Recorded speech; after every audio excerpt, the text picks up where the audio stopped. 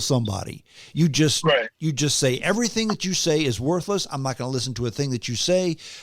You're done. And anytime we do that, we've taken somebody who could be a contributor and taken them out of the Right. equation. And the only people we listen to are those people who are in lockstep with us.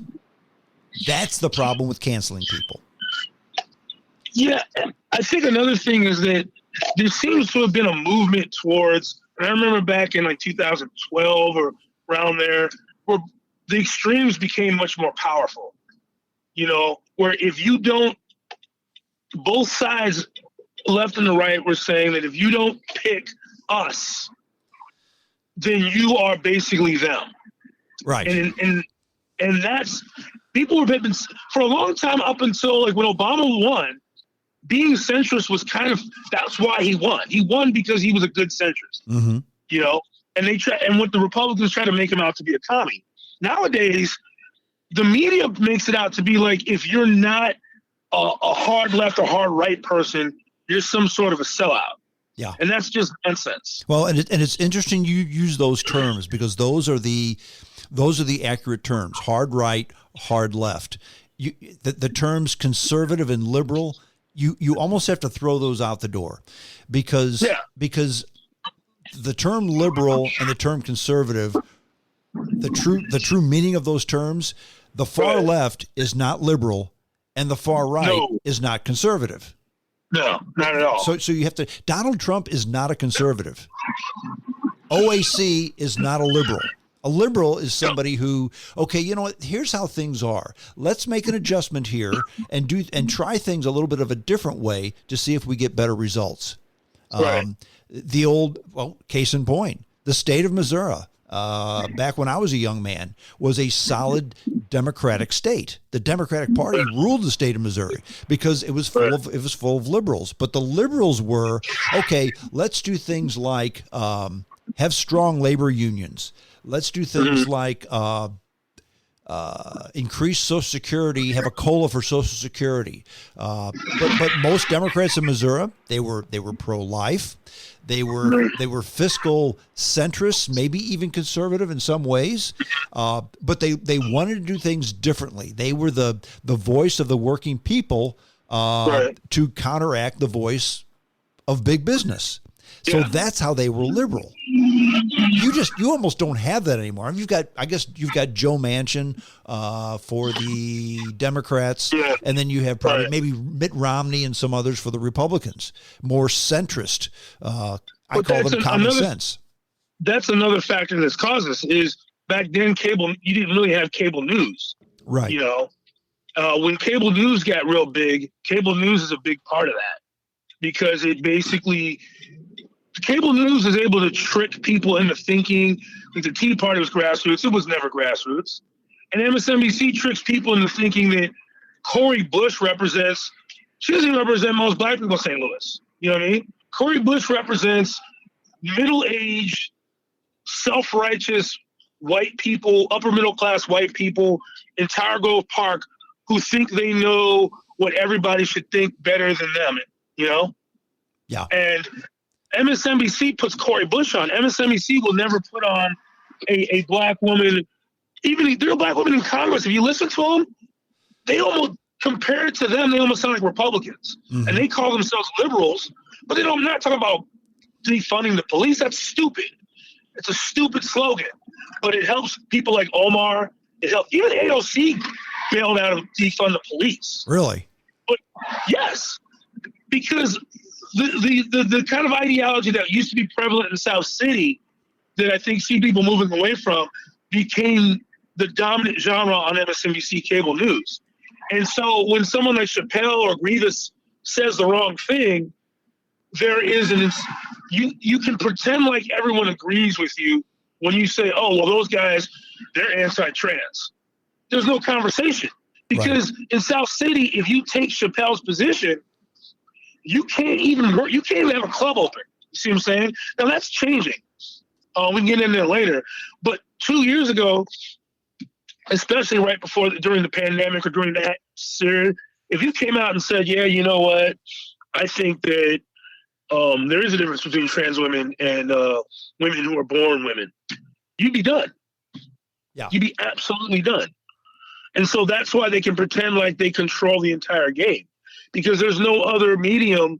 There's no shows like ours are not big billion-dollar corporations with Comcast or whoever, Fox News. So there's no other voice that people see on a mass media scale.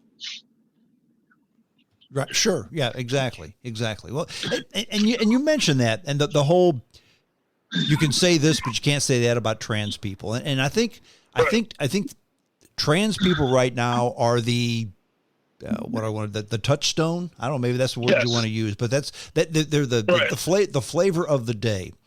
And and there's a big difference between saying, you know what, this whole trans thing has gotten out of control. I believe that. Now, that's not to say that if Caitlyn Jenner walked into this studio right now, I would call that individual Caitlyn Jenner. I would refer to her as she. Right. And because out of respect, look, this is how you identify, this is what you want to be called. I'm fine with that.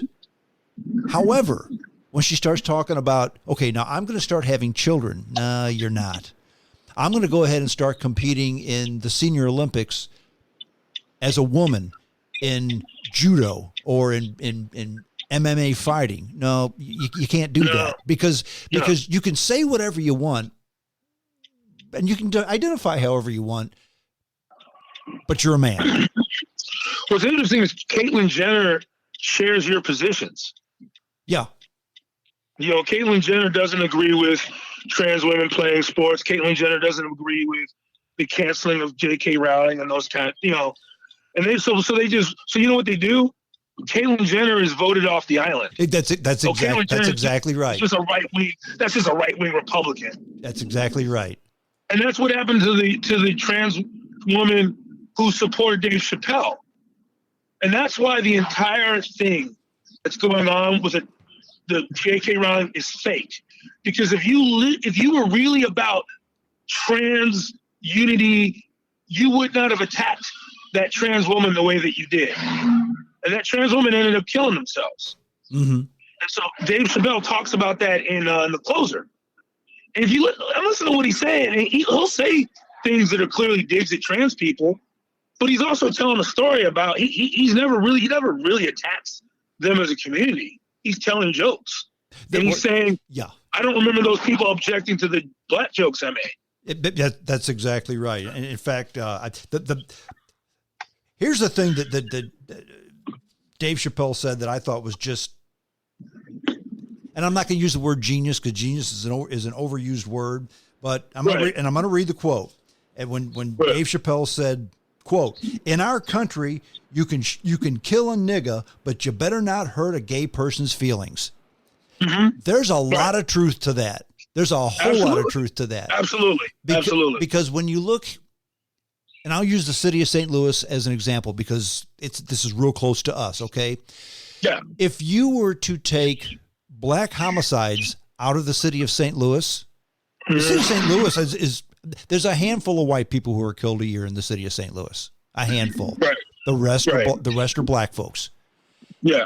It's a problem. It's a big problem, but it's a problem that's not discussed. What's discussed is, though, here's a person who today they identify as a man, tomorrow they identify as a woman, the next day they identify as pan or something else, and you cannot even remotely allude to that's dopey or you're canceled. No.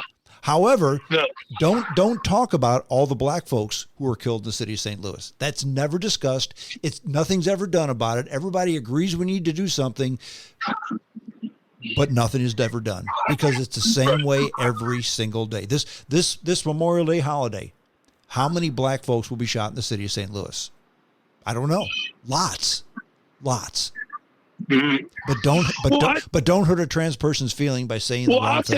I'll take it even to another, because there's things with that throw them off that they can't handle. But getting closer to home, the people I saw who were denigrating Chappelle for the closer are the same people that I saw who were posting they were glad Kobe Bryant died in a plane crash because he was accused of sexual assault in 2004, but he was acquitted because the story fell apart. Exactly. That's exactly and what right. they would say is, the rule is you believe all women.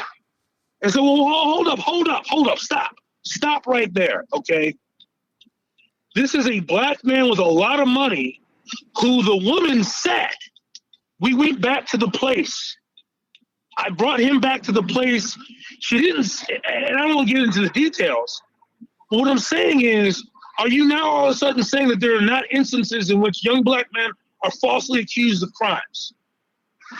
All of a sudden, your so-called Black Lives Matter, you're out there with George Floyd, pretending like you care about him, and really you just want to get out because the pandemic shut everything down. Yes, that I'm accusing you of that, yes. Mm-hmm. Because I've seen you on social media. There was no need to comment on Kobe Bryant. It was 17 years ago. You didn't care about that. Stop pretending, or 16 years ago, that you now all of a sudden decided that that was a time that you need to speak out for victims. No, it was because you saw Black America, and not just Black America, but America, but particularly Black people who are very protective of many of their young Black successful people who've done what Kobe Bryant did, which was bring global recognition to a lot of positive things. Because still a lot of Black folks feel like Black people are negatively portrayed. And you took that time, and you and another 2,000 white women on my Facebook page to go, we need to talk about victims. That's the game we're talking about. Exactly. That when Kobe Bryant and his daughter died, you didn't give a crap about Black Lives Matter. You cared about some pretended notion when you're friends with people who've been accused of that, and you didn't say a damn word. I know that for a fact. There are people I know they had birthday parties for that were serial abusers. Well, you know, whatever. That was in the past. Mm-hmm. But when Kobe, so that's what David Chappelle's talking about. Y'all care about Black people until it's convenient not to. Right. And then all of a sudden, that's what you want to talk about. It makes us think you're not for real. No, and I agree with that 100%. And the other thing about Dave Chappelle, and I'll liken Dave Chappelle to Kobe Bryant in that they were a common guy, nothing special about them, except for the fact that they have a real talent that far exceeds anybody else's.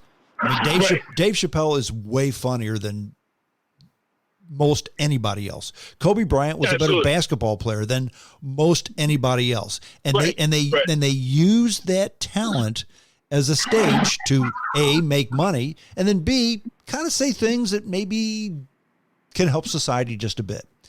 Right. Now, there's a big difference between being a social justice warrior and trying to say some things to raise the level of the pond, which I think that's what Chappelle and Bryant both did.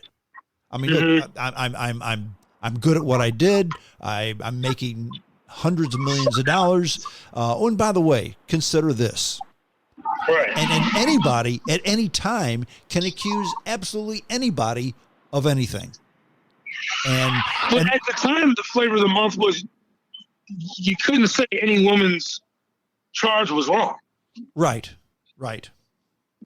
They got to revise that. Yeah. Well, and I'll go one step further.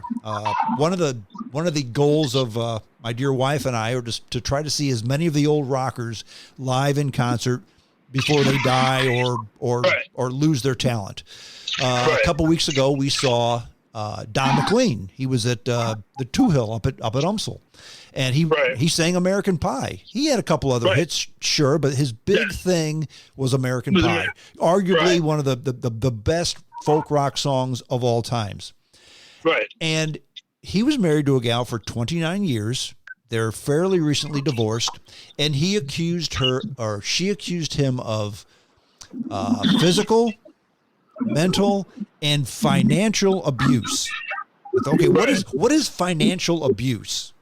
Okay, she said, I don't know what that is. Well, she defined it. She said, here's financial abuse. He's cut me off. He's not giving me any money anymore. Well, you're divorced, and he paid what the court said he had to pay you. But yeah, he stopped paying you anything else. She then said he's financially abusive to his daughter because he cut her off as well. Well, the daughter wrote a tell-all book about Don McLean, who McLean claims was false.